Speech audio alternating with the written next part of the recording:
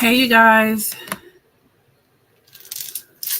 Whew, you hear my beads? Every summer I like to usually get my hair braided. It's just, very practical thing for me to do. But hello everybody. This isn't going to be a long live stream. I did want to dip in on this topic, you guys, because empathic people and after a whirlwind experience with a narcissist and so-called committed relationships, people are like baffled. Like, what was this all for? 20 years of marriage, 5 kids, and years and years of this and that. Like, why would they even do this type of stuff? So I came up with a list, you guys, of 7 reasons why narcissists get married or enter into these, what I would call fake commitments. What is their motivation? Because we know what yours is. All right. And what your motivation is certainly not what theirs is. So the 2 things that are definitely not going to be on this list is selflessness and love. That's not why they're getting married and making these commitments. All right. But here is the real reason. Number 1, you guys, control. Control. To have more authority. The further you commit to something, the more they'll feel like they have control over it. And why is that? The more invested usually the other party will become. Like it's usually a difference between a girlfriend and a wife, how invested a girlfriend is versus a wife. And especially if this is an empath that's sucking this all in and really thinking this is the real deal, they're ready to like put their life on the line. So that gives the narcissist a lot of control. So ultimately, the number 1 reason for commitments is control and to have more authority. Another reason why they would do this is for admiration and positive supply. I mean, these are huge celebrations. And it's a fun feeling. And we can't forget that narcissists, I believe they're very hormonal, like the adrenaline rush of doing things and, and that's really messed up because marriage is a big deal, right? And you mean to tell me you're marrying me out of an adrenaline rush? Like that's the forethought, that's the long-term thing, because these things end quickly, which is why the honeymoon phase and the cycle of abuse has all these twists and turns. But they get a lot of positive supply. That's a good man. That's a good woman, during the proposal, that whole thing. That whole season is nothing but positive supply, whether they're really in it or not. But, people are happy for them. They're getting gifts, is all this public recognition. So, yes, admiration and positive supply. The 3rd thing that I have, you guys, is for a better attack. And this is really messed up. The closer or the more access someone has to you, the better they can attack you as well. So if an imposter can pretend to be your friend, this is why police officers go undercover. They try to get close in the organization and so they can get closer to their target.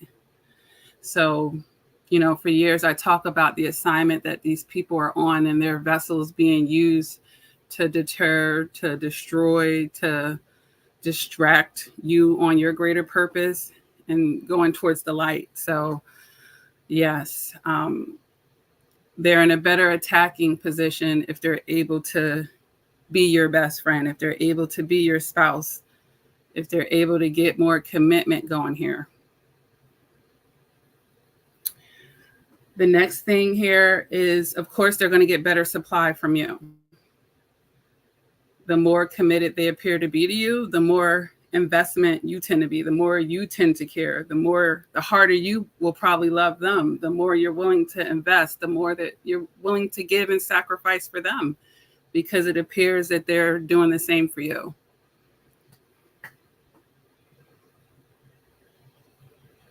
Another reason why is to fly under the radar.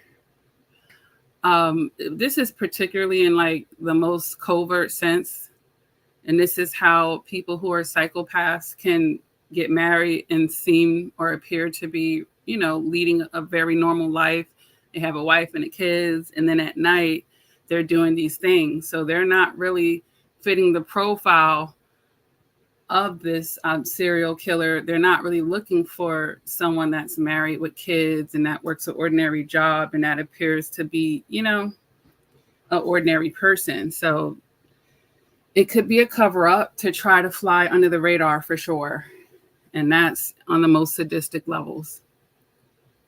And it could even be to fly under the radar of their abuse.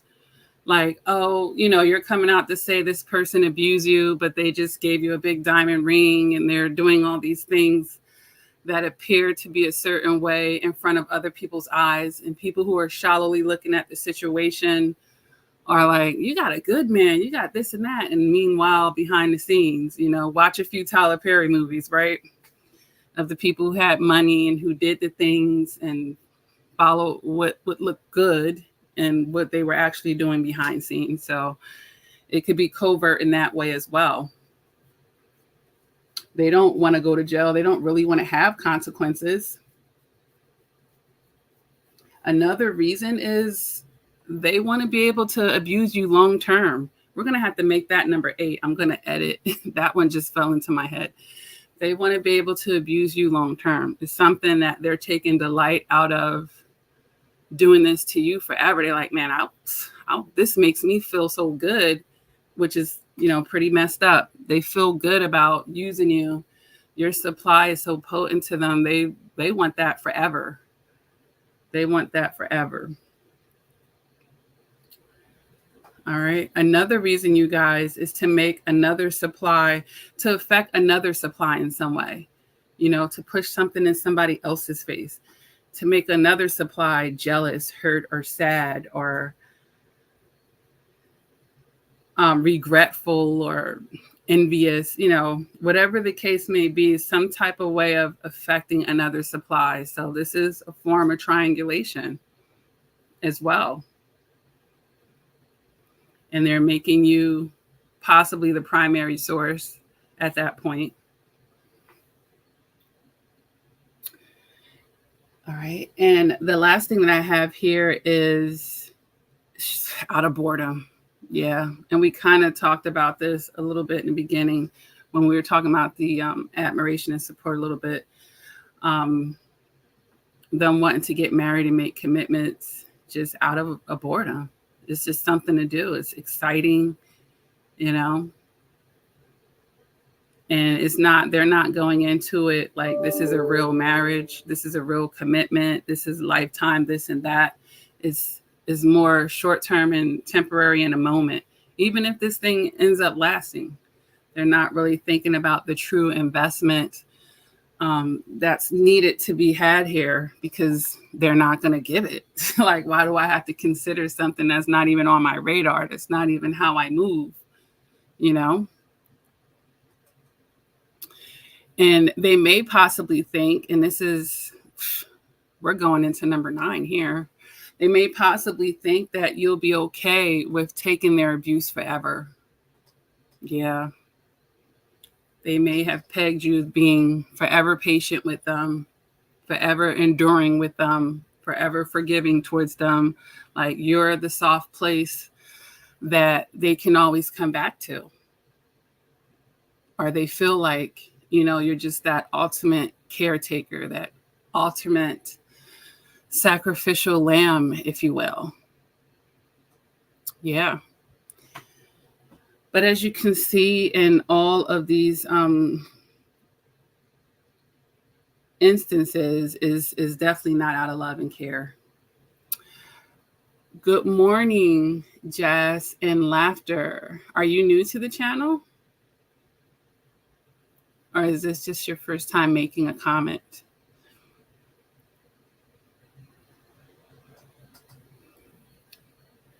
Also, What are we up to? Number 10 here? Yeah.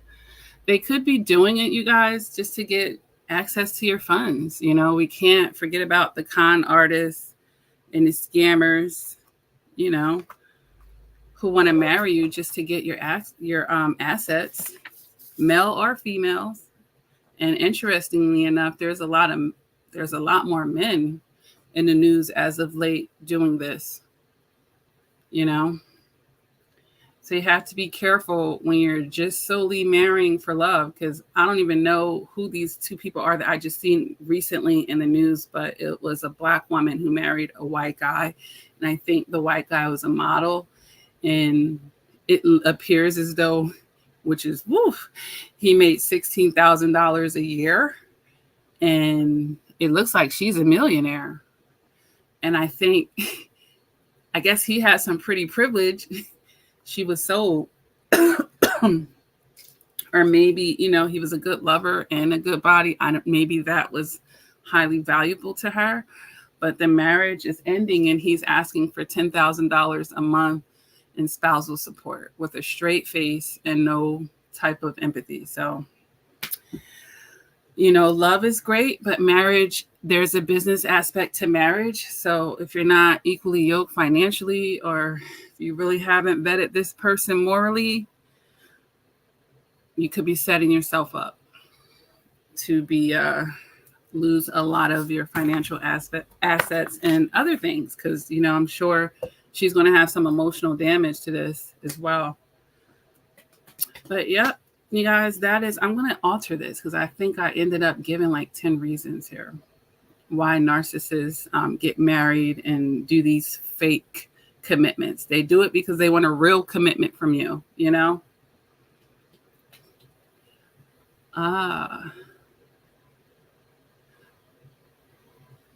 Oops, I'm trying to share your comment.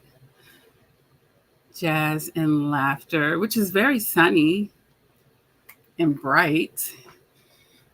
Jazz and Laughter says, I've been watching you for years. Thank you for what you do. Watching your videos and others have really helped me heal so much.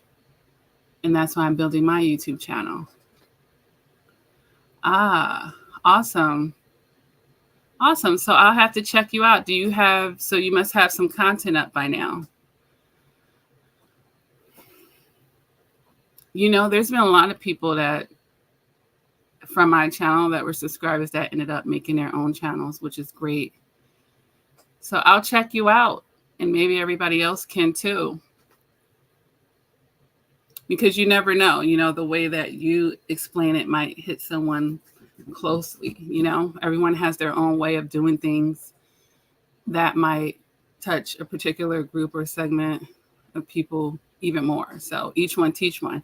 And plus, you know, I'm one person and everybody else is one person. So, and there's billions of people. We need more people, especially honest people that are out here doing the light work, because one person can't do it all. Two people can't either, you know.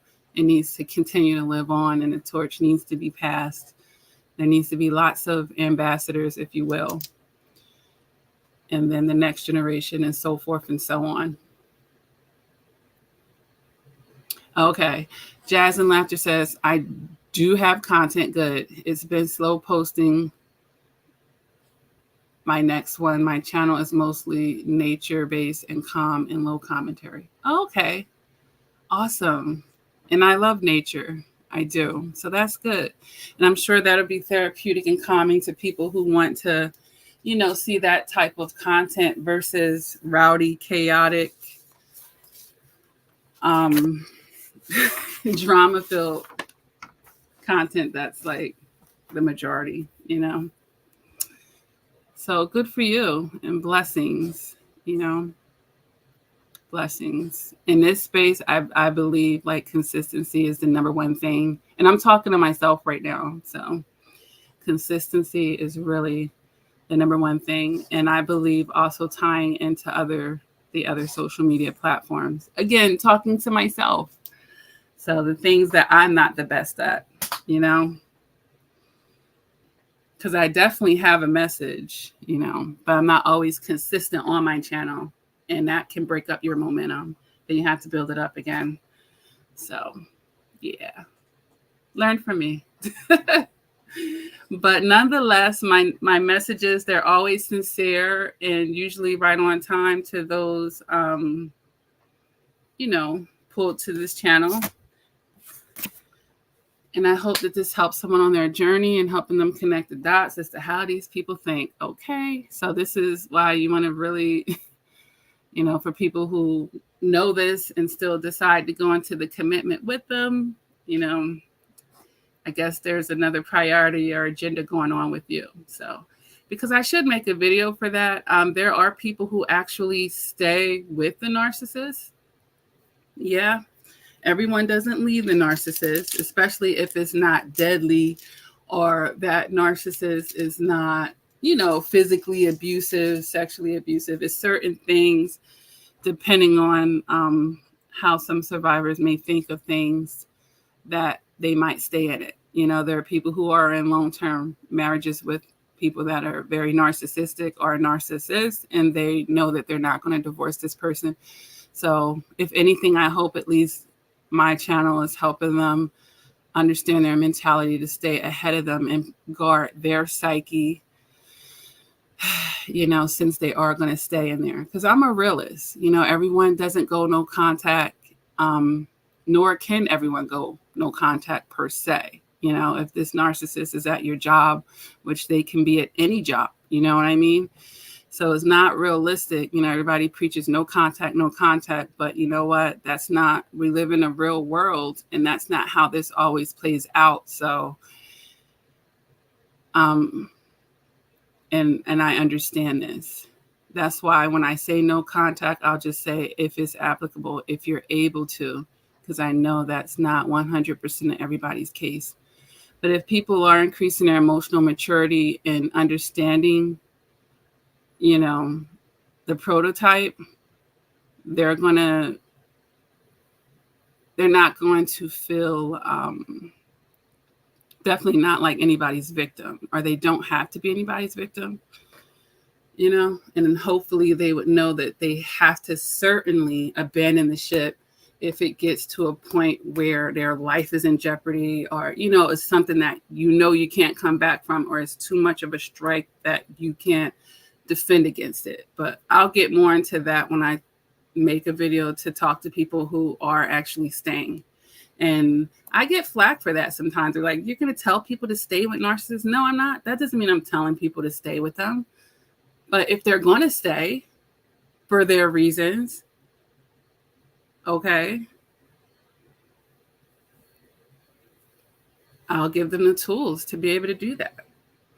I've coached people who've had careers and they're like, I don't want to leave. I'm like, yeah, nor should you be ran out of a town over that narcissist. Because guess what? At your new job, you're going to find another one. And the higher you get up at the rank, the more probability that you are going to bump into one. So instead of running from them into the arms of another narcissist that could be even worse at another job, what can you do to protect yourself? Because it's only so much they could really do.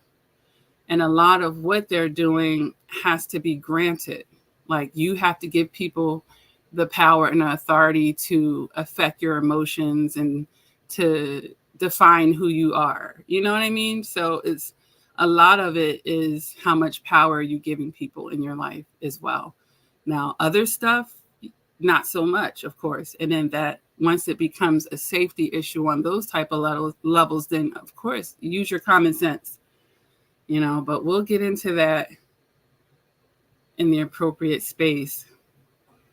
But yeah, these are the reasons why narcissists, they get married and make the fake commitments. Going back to what we should have been talking about, I digress.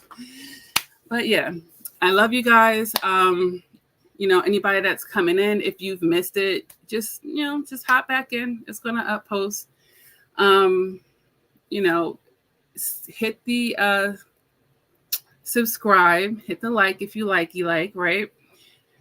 But more importantly, hit the bell if you want to know when I'm having these live chats, because they're very sporadic, So before I leave, I'm going to open the floor like I do on every live chat.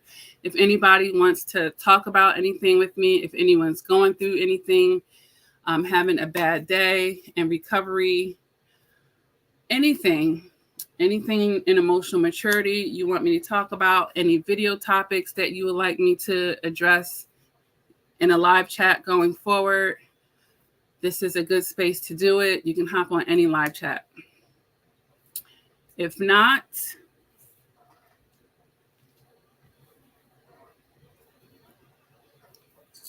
going once.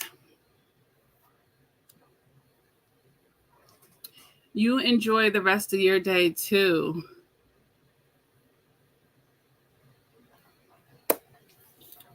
Going twice.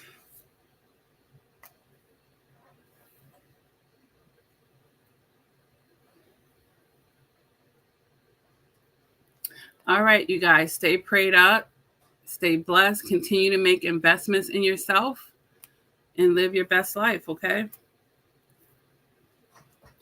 Take care, you guys, and I will see you in the next live chat.